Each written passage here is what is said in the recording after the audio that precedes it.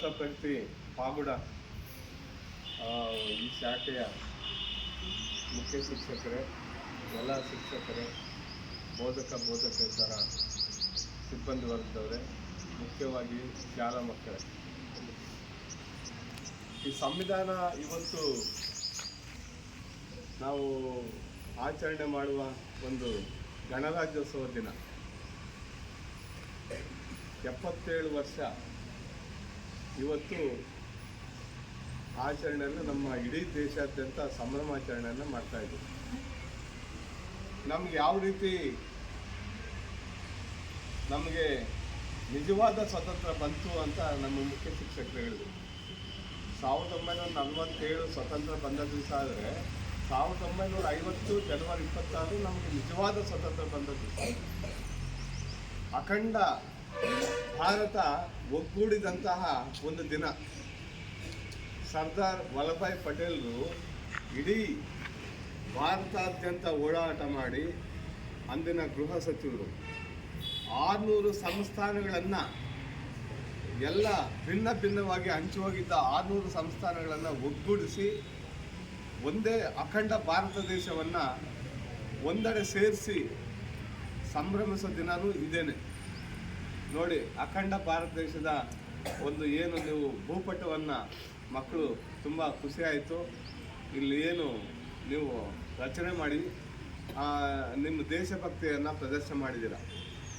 ಇವತ್ತು ಸ್ವತಂತ್ರ ಬಂದು ಇಷ್ಟು ವರ್ಷ ಆದರೂ ಕೂಡ ಆಂತರಿಕವಾಗಿ ನಾವು ತುಂಬ ಅಭಿವೃದ್ಧಿಯತ್ತ ಸಾಗಬೇಕಾಗಿದೆ. ಇಡೀ ಪ್ರಪಂಚದಲ್ಲಿ ಎಲ್ಲಿ ನೋಡಿದ್ರು ಯುದ್ಧಗಳು. ಒಂದು ಕಡೆ ಉಕ್ರೇನ್ ಆಗ್ಬೋದು, ರಷ್ಯಾ ಒಂದು ಯುದ್ಧ, ಹಮಾಸು ಇಸ್ರೇಲ್ ಯುದ್ಧ, ಪಾಕಿಸ್ತಾನ ಆ ಬಂಡುಕೋರ ವಿರುದ್ಧ ಒಂದು ಯುದ್ಧ, ಬಾಂಗ್ಲಾದೇಶದಲ್ಲಿ ಯುದ್ಧ, ಆಫ್ಘಾನಿಸ್ತಾನದಲ್ಲಿ ಯುದ್ಧ, ಇನ್ನೂ ಯಾವುದು ಥೈಲ್ಯಾಂಡಲ್ಲಿ ಯುದ್ಧ. ಎಲ್ಲಿ ನೋಡಿದ್ರು ಯುದ್ಧಗಳು, ಯುದ್ಧದ ವಾತಾವರಣ, ಯುದ್ಧದ ಕಾಲ್ಮೋಡ. ಏನಾಗಿದೆ, 3ನೇ ಪ್ರಪಂಚ ಯುದ್ಧ ಬರುತ್ತೆ ಅಂತಾರೆ. ಅಂಥ ಒಂದು ಪರಿಸ್ಥಿತಿಯಲ್ಲಿ ನಮ್ಮ ದೇಶದ ಒಗ್ಗಟ್ಟು, ಐಕ್ಯತೆ, ಪ್ರತಿಯೊಬ್ಬರೂ ಒಂದು ಸೈನಿಕರಾಗಿ ತಯಾರಾಗಬೇಕು. ನಮ್ಮ ದೇಶದಲ್ಲಿರೋ ಪ್ರತಿ ಪ್ರಜೆಗಳು, ನಿಮ್ಮಂಥ ಮಕ್ಕಳು ಪ್ರತಿಯೊಬ್ಬರೂ ಒಂದು ಸೈನಿಕರಾಗಿ ನಾವು ನಮ್ಮ ದೇಶವನ್ನು ಕಾಪಾಡಿಕೊಳ್ಳುವಂತಹ ಭಾವೈಕ್ಯತೆಯನ್ನು ನಾವು ಒಗ್ಗೂಡಿಸ್ಕೊಳ್ಳುವಂತಹ ಜಾತಿ ಭೇದ ಮತಗಳು ಎಲ್ಲ ಮರ್ತೋಗ್ಬೇಕು. ಎಲ್ಲರೂ ಒಂದಾಗಬೇಕು. ನಮ್ಮ ಅಖಂಡ ಭಾರತ ದೇಶ, ನಾವು ಏಕತೆ ಒಂದೇ ಅಂತ ನಮ್ಮ ದೇಶದ ಒಂದು ಬಲವನ್ನು ವೃದ್ಧಿಸ್ಕೊಂಡು ಹೋಗಬೇಕು. ಆವಾಗ ಮಾತ್ರ ನಾವು ಸ್ವತಂತ್ರವಾಗಿ ಇನ್ನು ಮುಂದೇನು ಬದುಕೋಕ್ಕೆ ಸಾಧ್ಯ ಆಗುತ್ತೆ.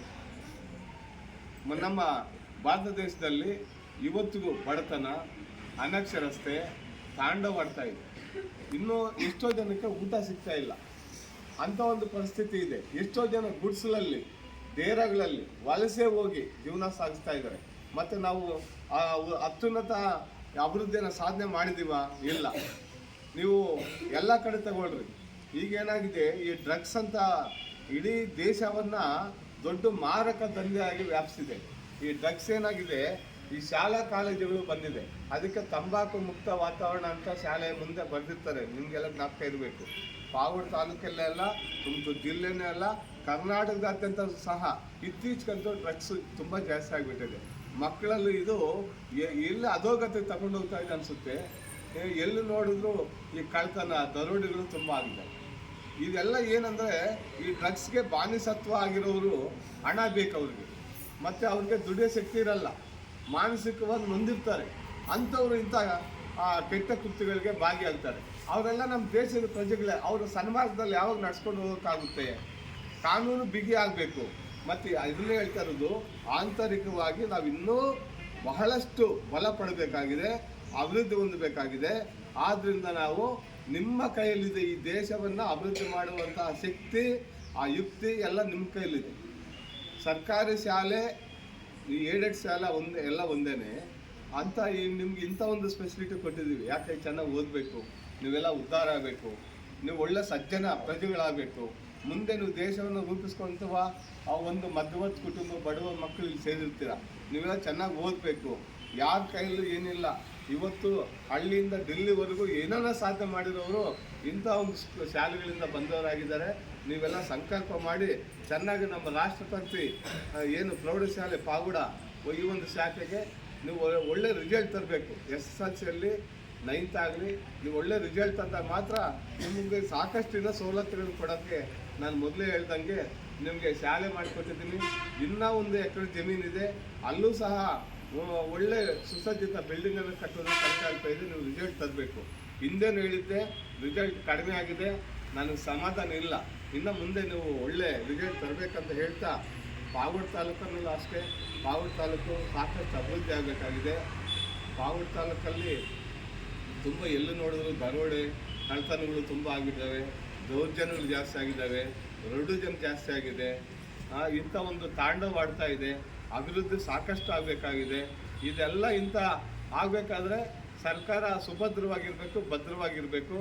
ಈ ಏನು ಕಾನೂನು ಸುವ್ಯವಸ್ಥೆ ತುಂಬ ಏನು ಹದಗೆಟ್ಟಿದೆ ಅದೆಲ್ಲ ಸರಿ ಹೋಗಬೇಕು. ಅಂಥ ಸ್ಥಿತಿಯಲ್ಲಿ ನಾವಿನ್ನೂ ಇದ್ದೀವಿ.